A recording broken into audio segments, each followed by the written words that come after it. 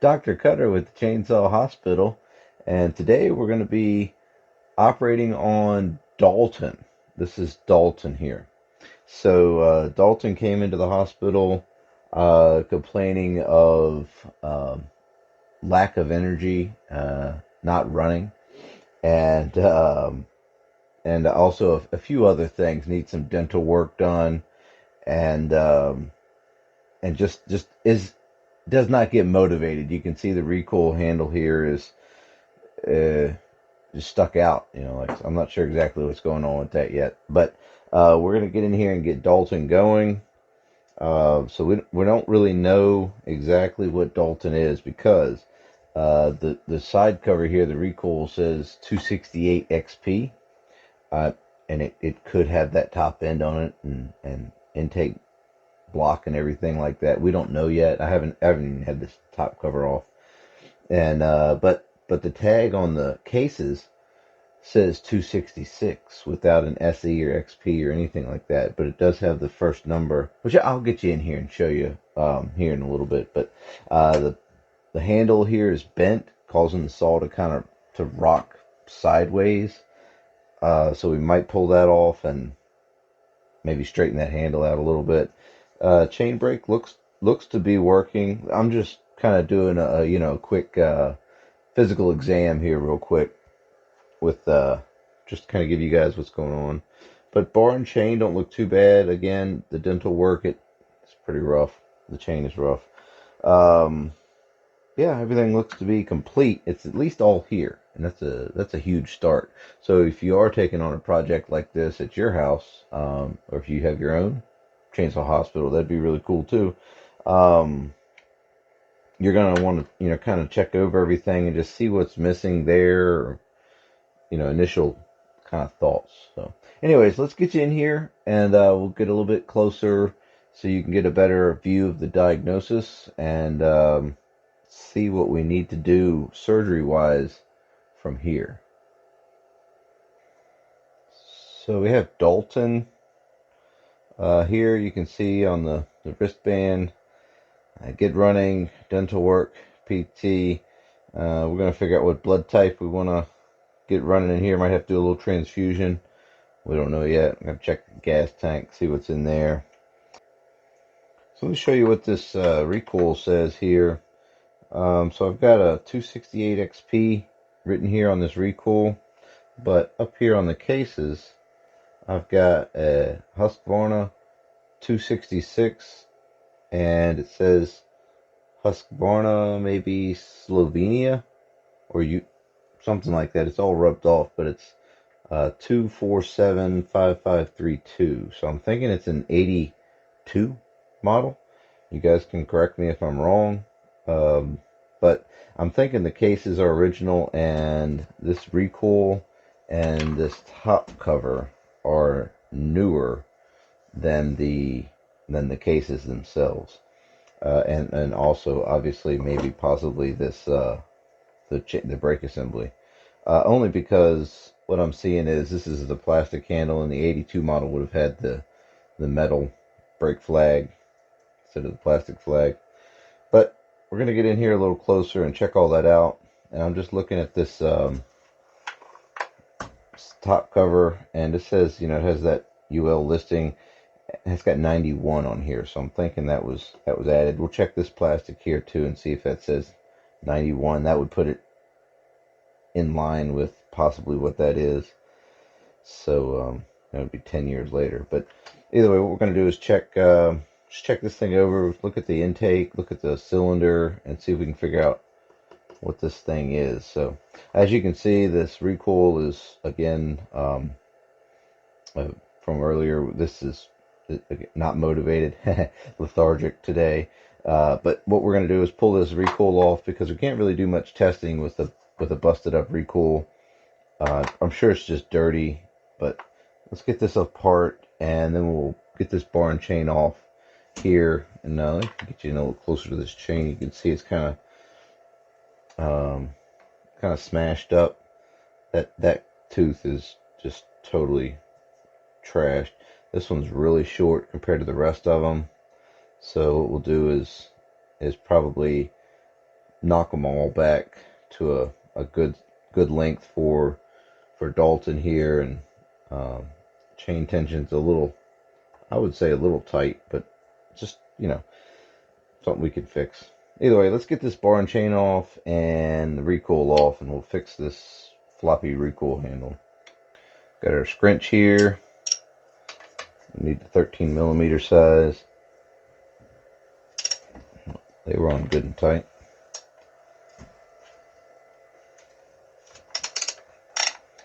Yeah, all in all, this is a nice nice machine, even if it is a 268 or 266.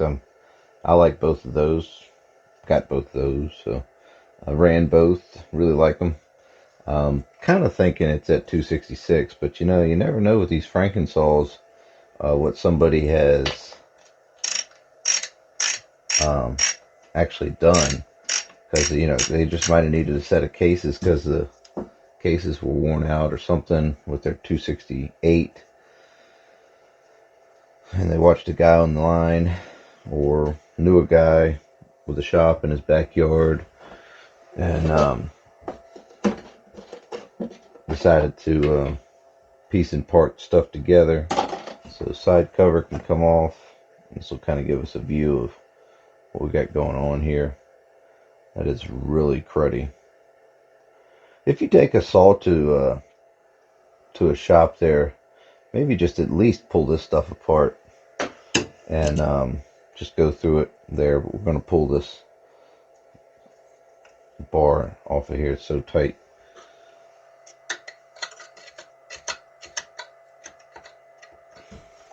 Can't even get that bar off. There we go. Yeah, a little tight on the tension there. Not sure what was going on with that. So that's okay. We'll just pull this this timber ridge bar off. Gonna inspect the sprocket while we're at it. It does move. It is worn quite a bit. I'm sure you could replace maybe the tip if you press those pins out, and you could find a replacement sprocket. That might be a organ style or something like that, where you could slide everything in through the nose. But we'll look that over a little closer later on when we check out that end of business. First thing is getting this thing running, and then we can worry about the cutting attachment. So that plate was kind of flopping around there. Just looking at the clutch, this clutch drum bearing is a little loose. It's not as bad as I have seen, but that's okay. This is really cruddy in here. We'll clean up some of this because it's just going to make a mess all over the operating table. Not too bad. Missing the chain catch. That's completely missing, broken off. It was there, what's left of it. And some chain rash back here where it threw a chain and kind of went to town tearing up the cases. But again, it is there. It's complete. So I'm just going to throw this plate over in the extra parts bin there. Couldn't even see these screw heads. Yeah, best thing I've found is to get done cutting. You go ahead and just blow the stuff out with the compressed air, and it might have died. On the whoever the owner is, whoever had it, might have just died, and the owner said, you know what, it'll be fine the way it is because it's not running, and I don't care anymore. And that could be what happened on this particular one. It might run. I don't know. We have no clue. So either way, let's go ahead and get this recoil off. We've got 4 screws. 1, 2, 3, 4. And that's what size screwdriver it is, just for reference. I mean, it can take multiple sizes, but this one's good, and this bit's good and sharp, so it really bites into those heads well. These straight screwdriver heads can be a pain sometimes. He was like gonna round them off. Really do like those T27s that are Steel is using and everything, and Husqvarna nowadays too. Probably all the other manufacturers. Okay, there we go. Okay, yeah, definitely have some kind of issue going on here. Because sometimes, oh, yeah, that's not good. Usually, usually it's not wrapped around there like that. It's really, I just heard the spring. Yeah, the spring's probably all gummy in there. Yeah, somebody's been in here before. You got two different screws. The string is wrapped around here. I mean, I see what they're doing. I guess it doesn't interfere with the dogs. Yeah, okay. Made in Slovenia. Okay, that's still got that original Recoil on here. Let's see what this says here. Oh, okay, yeah, so this is made in Sweden. So we do have a Frankensaw kind of going on here. Let's see what number we got here. 90. 90's on this plastic casting here. Or plastic injections, whatever, but okay. So what we'll do is we'll get this apart first. These aren't too bad to work on. And this is at least complete. Looks like it's got decent compression. Kind of no play in it. You know, just kind of looking it over here. Alright, we'll pull this off to the side. Got a recoil here. 4mm. Go ahead and loosen that up. Yeah, I think it's just gummy. Everything else looks okay. Get that washer out of there. Oh yeah, got a lot of gunk in there. So there's a spring down in there, and you'd pull this off, and we'd probably go ahead and pull that off just to be ready. I'm not putting these parts in the parts bin over here. Just got a little catch pan with everything in it. Okay, yeah, see how gummy all that, there you go. Junk gets all up in there. Like I said, I kind of have a feeling of pulling the spring out. I hate doing it, but it's the right thing to do.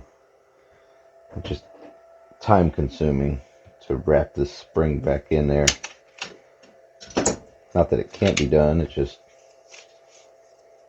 you know, dirty. Yeah, there you go. See all that gunk? There you go. And that makes it just stick. See, that pine sap usually gets in there. One drip will just spread and spread and spread and make this whole thing sticky. Yep, there's some right there. Yeah, so we just need to clean this up. We need to clean this out here. Recoil rope looks good. I'm okay with that. See how it's just built up. Yeah, I'm glad we took that out of there, because that needs to be fixed. Again, you can't test anything with a recoil that's gummed up. So first things first, let's clean up everything. Get the little screwdriver out. You're going to need something to clean all this. It looks like it's melted, but it's not. It's just, see, it's not. It's just that gunk is just completely built up around there. So all that needs to be cleaned out. So I'm going to work on that, and we'll be back to do more cool stuff with this recoil.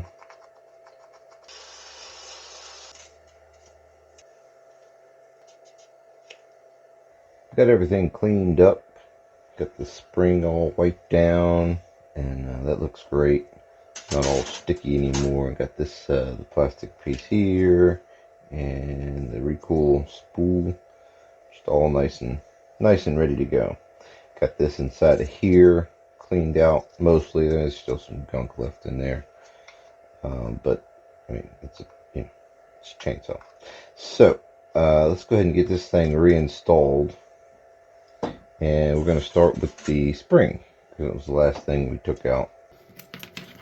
So we're just using our fingers to hold everything in place. It can be a little frustrating, but you know, you just kind of stick with it and keep correcting what doesn't work correctly.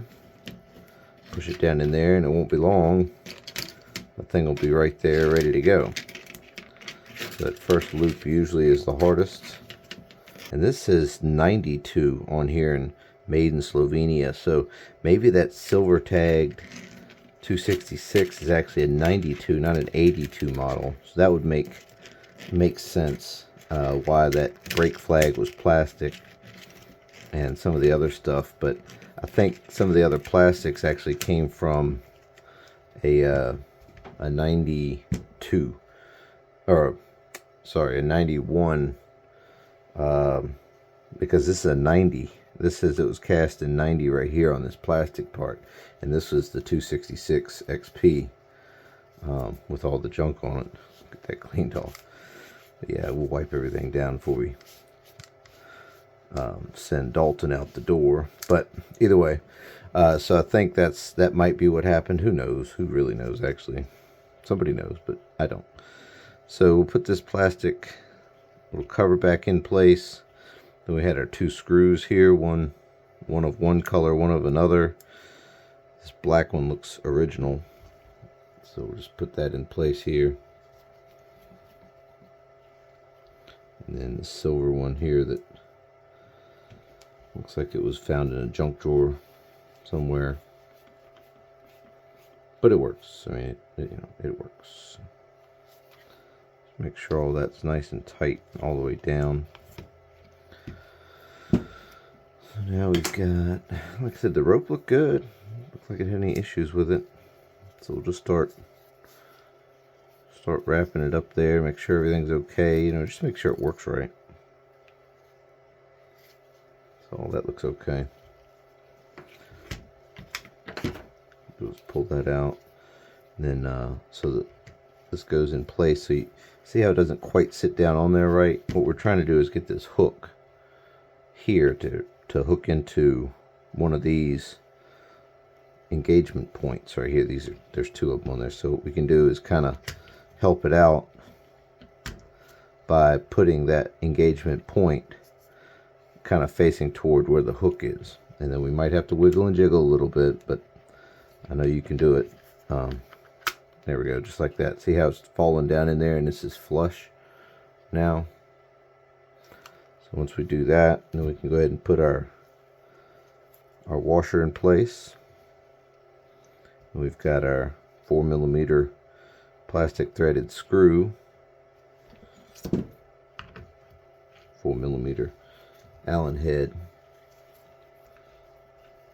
plastic headed screw. And what we're going to do is kind of check to make sure this is moving freely, and it is. So that's really good. So we can start. So you can see I turned it lefty-loosey, and that kind of clicked that spring over to the next one because this tab was kind of out of place and I really didn't feel like fighting with it. So now we can pull our string out and get that back in that tab, and then we're going to righty-tighty 1, 2, 3, 4 times for now. Because again, if you pull the string too much, it kind of gets all knotted up in there. So we want to see how much that gives us. So okay, we'll pull the little tab out again, and we'll do maybe 2 more times. You know, you can always add another one. You can take one out too, but just want to make sure you're not bottoming that spring out, and we are not. So that's got plenty of, might actually take, let's take a loop out. Let's say we added too much. Oh no. So that's okay. We'll take a loop out. So we'll grab the string here, and we'll take one spin out and put that right there. Lefty-loosey it a little bit. Oh, and that's not enough. Okay. So we want to put one back in it. So pull the loop out, righty-tighty, one turn, pull the string out, and you can let it go slowly by holding onto the rope. So that's it. It's ready to go. Now it's back. It actually works now. So yeah, we're ready to put this back onto the power head and pull it over a couple of times and see if we can get it to try to start. Got our power head here, and here's our recoil. We got all fixed, looking good, actually working now. Really like this model of saw. I've got a 266 of my own and a 268 not XP of my own that I really enjoy those two. I haven't even popped the cover on this thing. Let's pop the cover off and see what we got here. It looks like I said, under the hood, looks complete. We need to pull that muffler off and make sure we don't have anything crazy going on inside of there. And this should be another Phillips slotted, but somebody has put a T25 Torx headed screw in there, probably because it's stripped out. Yeah, stripped out. Somebody put a longer, coarser thread screw in there. Okay, yeah, so everything looks complete, and we've got we'll pull the air filter off. The air filter actually looks really good compared to the condition of the rest of this thing. Something about these Husqvarnas, man, they got a great filtration system in them. I don't know what they do different than most of them, but oh, the gasket's still in place. Wow, amazing. Okay, so trigger works. Trigger opens everything up all the way. Choke works. It's hooked up. Fuel line, the grommet that goes from the chassis to the tank is all the way up here, but it's okay. The fuel line's in one piece. The adjuster cover is still in place. Nobody's been into this thing really. The bellows is in good shape. Out of place, but in good shape. Well, we can fix that later. Yeah, we'll probably end up cleaning this thing up quite a bit, but like I said, let's pull this muffler off real quick. This is a 5/16 nut driver, but it's actually an 8mm. I like to look in these mufflers because there could be rust in there. If you go pulling this thing over, you might actually end up pulling a bunch of rust into the cylinder, and that would cause obviously problems. Okay, good. The nut did finally let go. Okay, looks like the stud's turning on that one. Got a 4mm bolt in front of this bracket here. Couldn't even get the Allen wrench in there. Good idea to clean these Allen heads out before you go wrenching on them, because you want good engagement of the tool into the head. And be careful, some of these, this one I think is one of them, pull this bolt out. If you got a bunch of bar oil in your tank, it will leak out everywhere once you start tipping this thing around. And this is actually a case bolt. There we go. Yeah, this stud is coming out. We'll pull this stud apart later. Off and out of the way. So that's okay. Muffler gasket still in place. Pretty impressive, really, if you ask me, that it's still there. Down in the exhaust port, got a little bit of scoring on there, just a little bit. You can see those scratches. Might not be too bad. The bottom side looks okay. Got a little bit of carbon in there. Might end up pulling the cylinder off. Feels like it's got decent compression still, despite all the other issues going on in there. It's always on this side over here, the hottest side of the cylinder. Well, we can do our test with a little bit of fuel down inside of the throat here, and we can leave the muffler off just to let it pop a few times. Like I said, we're not going to be cutting wood with it like that, because we can check for spark while we're here, just to eliminate that as a why doesn't this thing run kind of situation. We can pull it over real easy and check our recoil out like that too, and make sure the switch is installed in the right position, because who knows what you're coming into with you know, behind other people here. So those will just rest that on there. And real quick, I'll just... Okay, I saw some spark, but I'll show you with the lights off. All right, switch is in the run position, and here we go. There you go. Good. All right, now that we know we got some decent spark out of it, we'll go ahead and put this plug back in place. There we go. Got that tightened down. Got that. So like I said, the switch usually this way toward the handle is actually stop. So that over there, it actually was running. It was the ignition was on. So we've got our handy dandy bottle here. Give it a little shot right down in there, and let's see what happens. We won't choke it at all. You can see a little bit of that fuel down in there. So these things have got massive compression. I'm gonna tell you what, I'm gonna pull it off the table. We'll pull it over a few times. So here we go. We've got this thing going here. I'm gonna kind of tilt it down a little bit more so we can get a good view of it. I'll hold it like this and go to town. There you go. That's all we needed to see. Dalton fired up here with zero trouble at all. Good spark, good compression, good timing. So that's a pretty good stop to part 1. So we've got a lot more cleaning to do, but mechanically this saw will run. Might need a carburetor kit, might not. Might need a fuel line, might not, fuel filter or something like that, but really good feeling about this. These things are solid. Good saws. Yeah, just a great piece of equipment. So that's it for part 1. Like I said, be sure to check out part 2, and I'll have a link to the series up here. If it's not available when you watch this, it will be very soon. We'll have the other parts kind of together for this, but yeah, Dalton is well on its way to back getting in the woods and making some chips. So remember, keep your chain sharp and stay safe.